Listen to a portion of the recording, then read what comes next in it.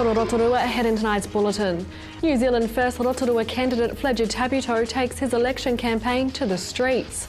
The Rotorua Energy Charitable Trust will contribute $500,000 over 2 years towards the popular Healthy Homes Insulation program. And Steamers mascot Hori Bop hits the road for Southland for the start of the ITM Cup season. New Zealand First Rotorua candidate Fletcher Tabuto took his election campaign to the streets this week, with his party's leader Winston Peters addressing the community at City Focus. Mr Tabuto says having Winston Peters endorse his candidacy is an honour. In a recent interview with City News, Mr Tabuto said he has looked up to Mr Peters for a long time. I tell you what, I've been with the party from the start, which is 21 years, and I've grown as an individual, gone on and done my own thing, and doing really well in the education sector at the moment.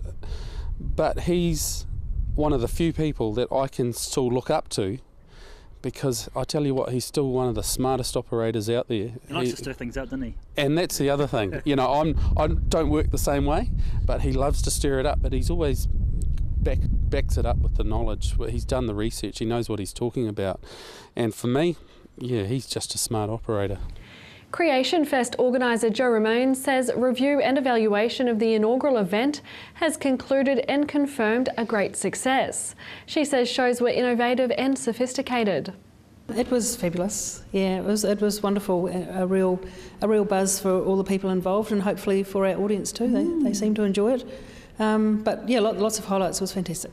Well, you're going to have a very spectacular mentor next time round, aren't you? Can you tell us a little bit about that? Oh, that's right. So as part of the film festival next year, we've had an endorsement from Sir Peter Jackson. So he will lend his name so that we can use that when we're promoting the festival. And also he will be a judge, one of the judges as on the film panel.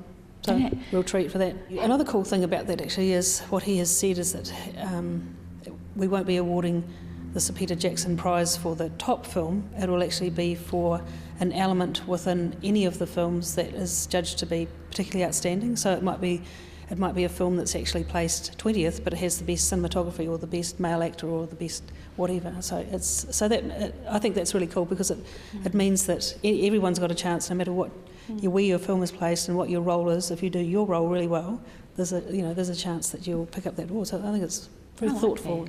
The Rotorua Energy Charitable Trust has announced it will contribute $500,000 over the next 2 years towards the popular retrofit Healthy Homes Insulation program. Project partners such as the Rotorua Trust top up the government grants to provide free insulation to eligible households. Chairman Graham Hall says the Trust has contributed to the program for a number of years, and it's been proven to be a wise investment in the health of local families. Time is running out for people wanting to cast an easy vote at the September 20 general election. There are still 380,000 eligible New Zealanders who haven't enrolled to vote, and over half of them are under 30. Rotorua Register of Electors Richard Marshall says enrol by next Wednesday and you'll be sent an easy vote pack just ahead of election day.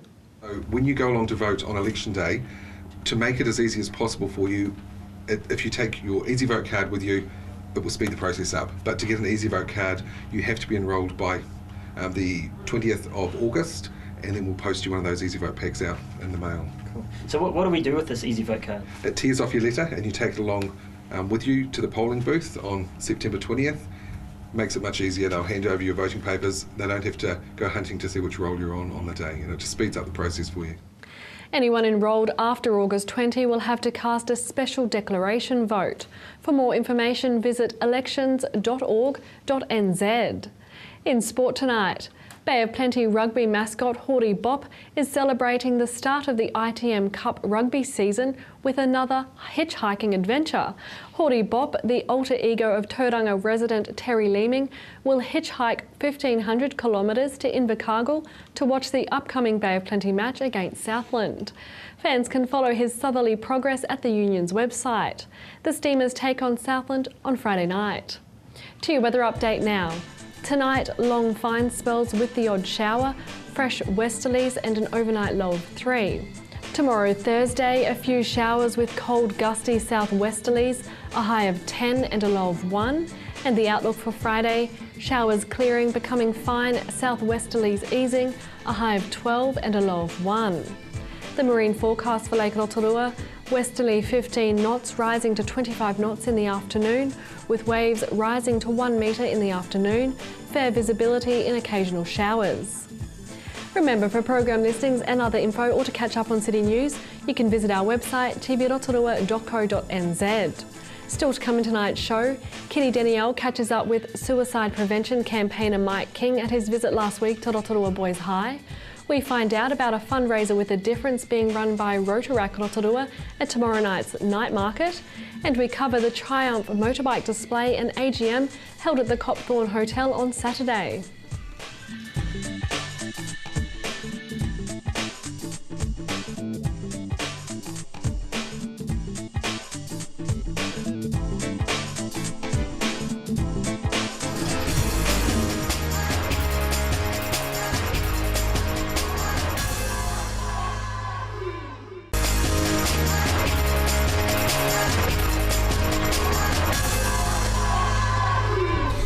Well, this is a beautiful kaupapa and it's lovely for me to be able to be here and be witness to it. The Key to Life Charitable Trust started here.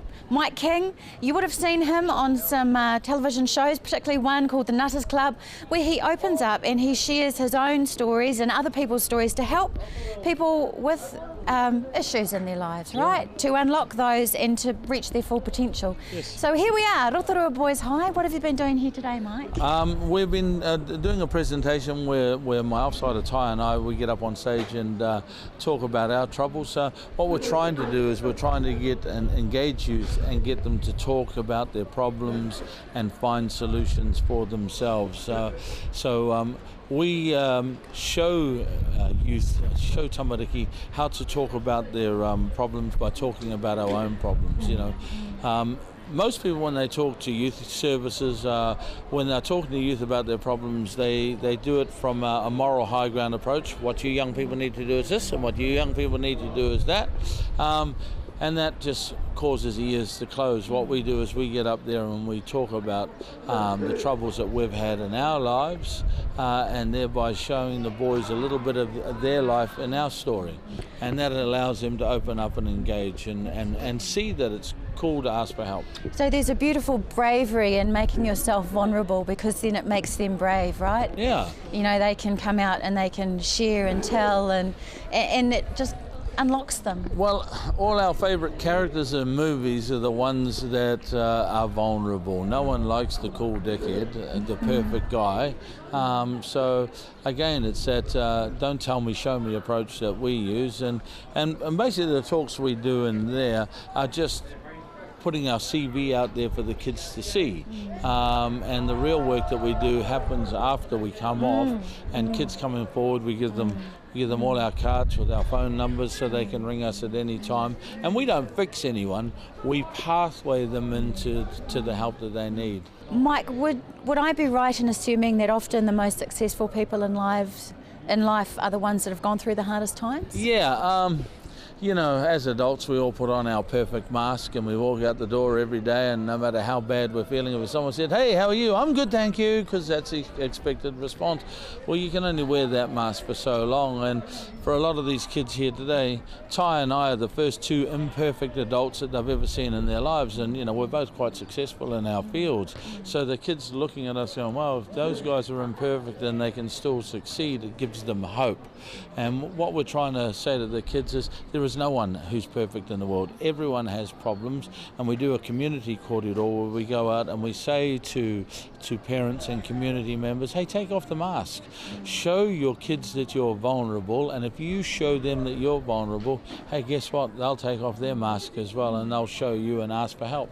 Wonderful. So where are you off to next, and how can people get involved? Can they make donations to your organisation? Yes, we're on all the information's on our Facebook page, the Key to Life Charitable Trust, or our website, www.keytolife.org.nz. Wonderful. Thank you so much for your time and for everything that you're doing. Kia ora, my darling. Kia ora. Kia ora. So can you tell me what you've been talking about with the boys? Yeah, me and myself and Mike, we talk in schools. We've got a program called Kults Kōrero.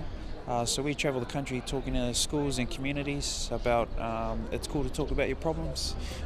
So we start the conversation by speaking about problems that we've been through ourselves, like depression, mental health, so that we can inspire, hopefully, motivate the rangatahi to speak about their problems, and then by there they'll influence the younger generation from there to do the same as well. Yeah. Wonderful. And so do you relate some of the things that you've been through to help the children be brave? You make yourself vulnerable and the kids are brave? We live in a society where kids believe they're adults. They live in a perfect world. So for myself and Mike to get up there and talk about things that have happened to us, we're giving them something to smash us with. So it's about laying our credentials down and letting them know that it's not perfect out there, and that anybody like ourselves, we can get up there and talk about it and hope that they can unleash and obviously seek help as well for the problems that they go through as well. Beautiful. How satisfying is this work for you? Oh, it's so satisfying. Like myself, for the trust, we're unfunded, so we travel the country with no money, and we set aside 14 weeks a year to do this. Myself, I got a job in Auckland that I got to do as well, and so we just go out there and just do what we do, and it's better that we do it rather than just sit back and wait for somebody else to do it, because there's a lot of people out there wanting to do something, but not. So we'll rather get out there and just start the conversation for them. And we believe that the youth is the future, so the only way we can put them forward is obviously to do the things that we do now. Kia ora, thank you, Tai. No worries.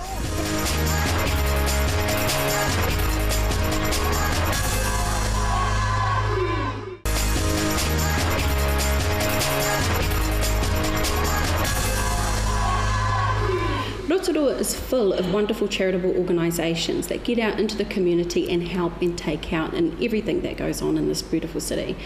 With me today we've got Chris Davies, who is the president of Rotorua.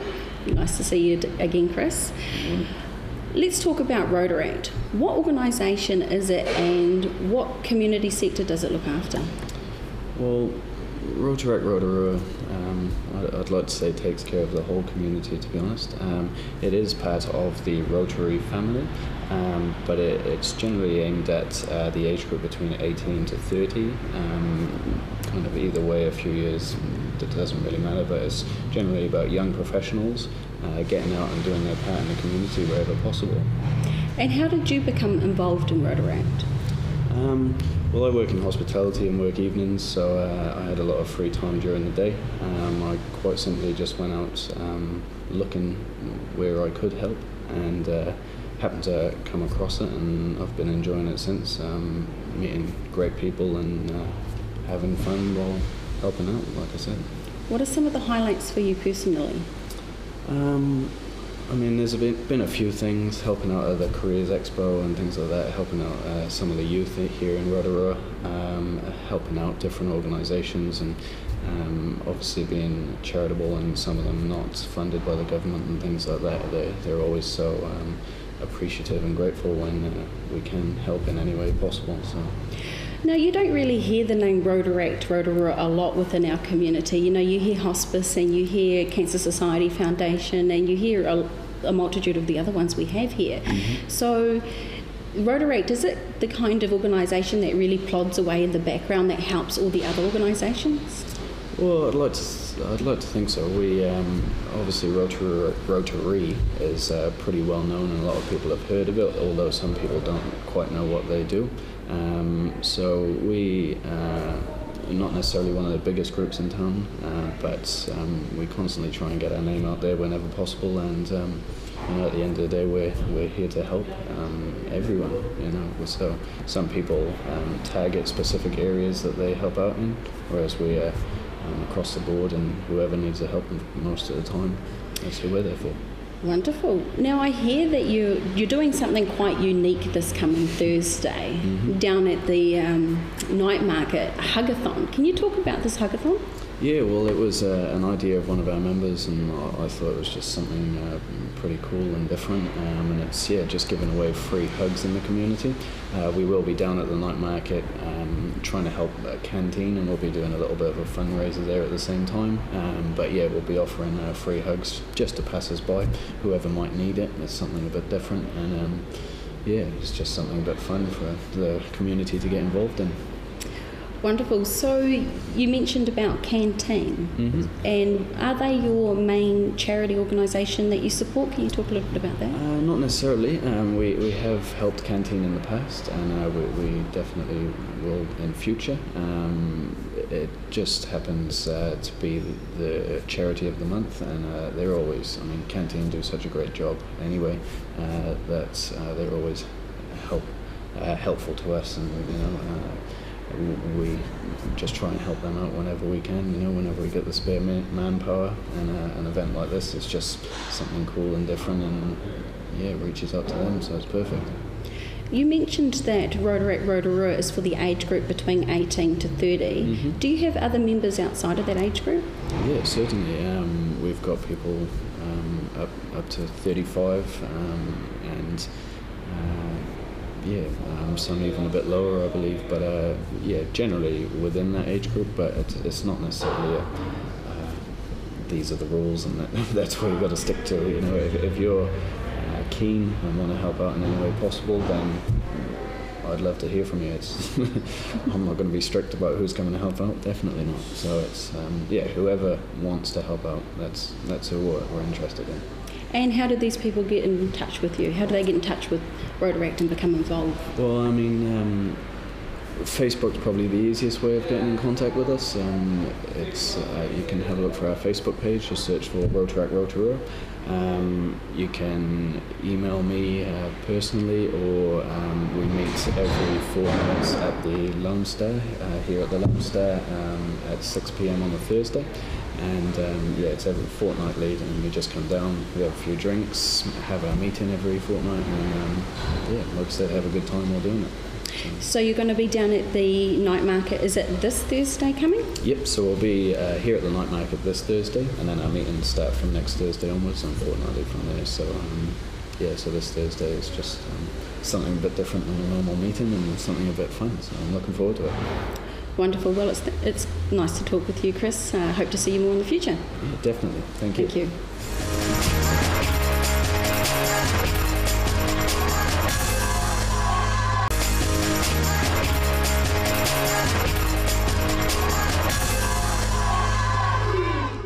Well, it's not often you see the Copthorne Hotel here on Fenton Street in Rotorua full of bikes and not cars, but today it's a very special occasion. It's actually the occasion of the AGM, Annual General Meeting of the Bay of Plenty Triumph Riders Club. Now, with me is the treasurer. I think she'll be re-elected as treasurer. The money lady for the club is Susie Dyson. Susie, this is an amazing display here, and there's been a lot of interest so far. Absolutely. So obviously, in fact, I saw a Wellington number plate. They're from all over, aren't they? They are, yes. Our president of the New Zealand Triumph Riders is actually from Christchurch, and he's just formed a new chapter down there, so that's really exciting. We've got stuff happening in the South Island now. So we go far, we have members up in Whangarei, and pretty much everywhere else. We still haven't conquered East Coast yet, so we're looking to go down there and get some people. But now I remember as a young fella, and I'm getting on a bit now, but as a young fella growing up, I always remember the Ministry of Transport guys used to ride the old Triumph motorbike. That's going back a bit, but it would be fair to say that the Triumph name, Susie, is alive and well. Absolutely alive and well. Actually, we're going to have the new Thunderbird Commander here shortly. Wow. So that's coming down from Bayride. They're bringing it down for people to have a look at. So, new models are coming out all the time. So what advances have been made over the years? What are we seeing now? It's obviously a lot more technical, isn't it? Well, Yes, very technical. I can't tell you all the technical stuff, but I can tell you they don't tend to leak oil, Right. which was once a really big problem. Another thing is, like, the electronics are just brilliant. I have no problem with that. Like, my bike's 11 years old. Wow. It's done 90,000 kilometres, and yeah, it still starts and goes and keeps up with everyone else. So yeah, they're good bikes. Now, one of the things about becoming a member of a club like this is it's very social. Like even today, there's a lot of members around, but it's also people chatting about bikes and stuff. Every time the people get together, all they talk about is bikes, and sometimes they get a little bit over the bikes, but you know, that's what they do. So you know, most of the guys are happy, and we don't have many girls, so when we do get together, we just go and talk about what we want to talk about. So have you got your own Triumph here? Yes, I've got my own Triumph here. It was a present. My husband Wow. just arrived with it one day and goes, "Oh, I bought you a present. It's outside on the ute." And I walked out and there's this awesome looking motorbike. So I've done over 30,000 kilometres on it since then, and that's like only 2 years ago. Now, is the Triumph brand a British brand? It is a British brand, yes. It's changed. They've got a different place where they make them now, but they're still pretty much British bikes, yeah. How does it compete? I think that was an obvious question, obviously, because there's a huge, not a resurgence, but there's almost a dominance of the Japanese bikes with the Yamahas and the Hondas and Kawasaki and so on. But no competition here. Still, it's a pretty different popular. sort of person riding it, I think. Okay. Most of our members are 30 plus. A lot of them had Triumphs when they were younger, Yes. and then went away from bikes perhaps while they raised families, and now they've come back into bikes. So they wanted Triumphs, so Triumphs actually kept up with them. And then we're just working out how we can get new younger people riding sure. Triumphs, because price-wise they compare to the Japanese bikes. Yes. And if you want a sports bike, like, they've got some pretty amazing sport bikes. So we had a Sprint, and it was just the most amazing machine. You know, it was a triple, and yeah, it went really, really, really fast. That's one that's just gone past. It sounds like an older model. It's an old Norton. It's an old Norton. Yeah. Oh, well, never mind. There's room for everybody. I know, they're good bikes too. No, they even had a kickstart. So there's not many along here that you'll see that have got kickstarts, because everyone's electronic these You're days. raising funds here, which is really cool. It's for the St John Ambulance. Yes. Just sort of a gold coin donation Yes. and so on. So thank you for that. We really appreciate Well- that. So where to from here? Once the AGM's over, are you heading further north or further south? I know, we're here today. We are having a dinner together, and then we've actually got a band. So we've got a few of our friends that we ride with, the ones locally, and everyone's brought their partners. So we're going to have a party.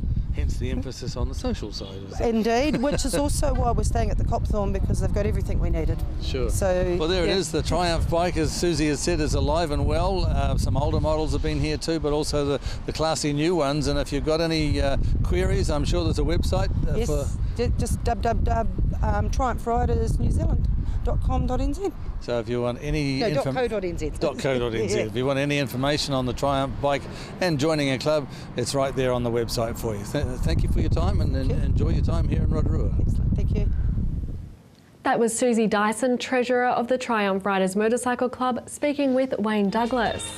If you have any news that you'd like to share with us, give the station a call on 07 3488 984 or email news@tv.rotorua.co.nz. Thanks for joining us tonight. From all the team at City News, Kumaria.